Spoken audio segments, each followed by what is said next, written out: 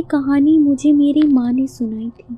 मेरी माँ एक छोटे से शहर से संबंध रखती है और ऐसा माना जाता है कि उस गांव में कुछ बुरी शक्तियां भी वास करती हैं।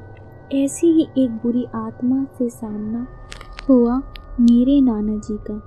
वह चुड़ैल थी, खुले बालों और सफ़ेद भयानक चेहरे वाली चुड़ैल। ठंड का समय था, शहर में घना कोहरा छाया हुआ था। मेरे नाना एक बड़े अधिकारी थे। रोज़ की तरह उस दिन जब मेरे नाना अपना काम ख़त्म कर दफ्तर से शहर की ओर जाने लगे तो रास्ते में पड़ने वाले बाज़ार से वह कुछ सामान लेने के लिए रुके। उनके बाकी साथी आगे चले गए और वो पीछे छूट गए। सामान लेते लेते उन्हें टाइम का पता ही नहीं चला और जब नाना जी ने अपनी घड़ी देखी तो टाइम देखकर उन्हें लगा कि आज घर पहुंचने में बहुत देर हो जाएगी। उन्होंने सोचा जंगल के रास्ते अगर जाऊं तो शायद जल्दी पहुंच जाऊंगा, इसलिए उन्होंने जंगल की ओर गाड़ी घुमा ली। काफ़ी अंधेरा हो गया था।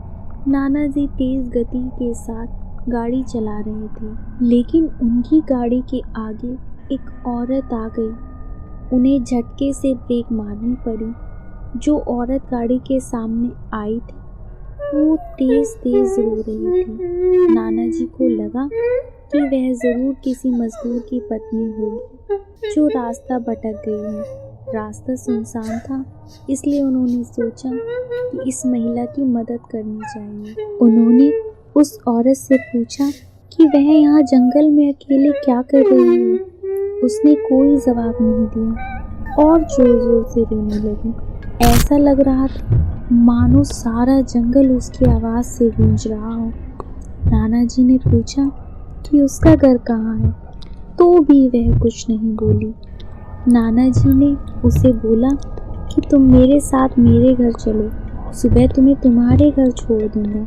वह नाना जी के साथ चलने के लिए तैयार हो गई और गाड़ी के पीछे वाली सीट पर बैठ गई।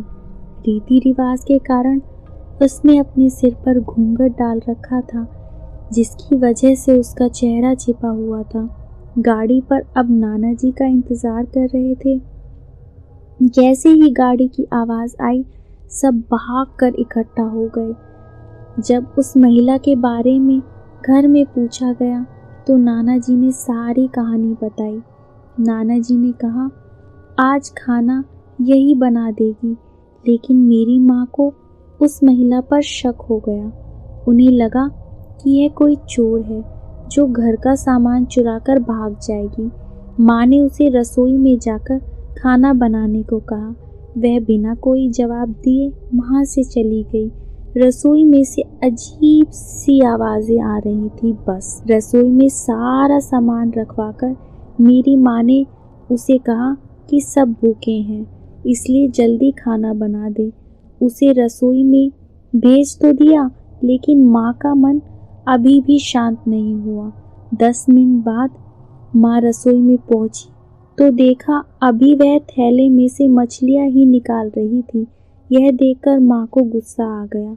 उन्होंने उसे बोला कि अभी तक तुमने खाना बनाना शुरू नहीं किया, कब बनेगा और कब हम खाएंगे। उस महिला का चेहरा अभी भी ढका हुआ था, इसलिए किसी ने उसका चेहरा नहीं देखा था।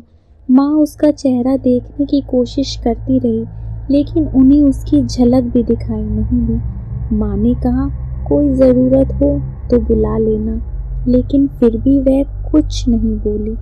उन्हें लगा कि शायद वह अनजान लोगों से डर रही होगी। माँ रसोई से चली गई, लेकिन जब 10 मिनट बाद वह फिर वापस आई तो रसोई का दृश्य देखकर माँ डर गई। उनके पैरों तले उनके पैर जैसे वहीं जम गए। उनके गले की आवाज़ नहीं निकल रही थी। उन्होंने देखा कि वह औरत रसोई के स्लैब पर बैठी कच्ची मछलियाँ खा रही है। सारी रसोई में हड्डियाँ और मांस के टुकड़े बिखरे पड़े हैं। उसके सिर का घूंघट भी उतरा हुआ था। उसका चेहरा बेहद खौफनाक था।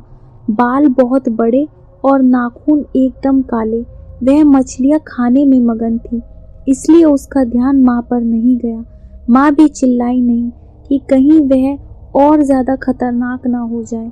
माँ ने एक थाल उठाया और वह चूल्हे में से जलता हुआ कोयला लेकर उसकी तरफ दौड़ी। माँ ने वह सारा जलता हुआ कोयला उस चुड़ैल के ऊपर फेंक दिया। आग की जलन की वजह से वह डायन तेज तेज आवाज़ें निकालने लगी। उसकी आवाज़ सुनकर सारा घर इकट्ठा हो गया। उसे आग दिखाकर घर से बाहर निकाला गया। उसकी आवाज़ इतनी तेज थी कि आसपास के लोगों का भी वहाँ जमावड़ा लग गया। वह डायन लोगों की भीड़ को हटाते जंगल की तरफ दौड़ी। सारे लोग डर के मारे काँप रहे थे और मेरी माँ की हिम्मत की दाद दे रहे थे कि अगर उन्होंने सही समय पर कोयले को उस डायन पर नहीं डाला होता तो आज ना जाने क्या हो जाता।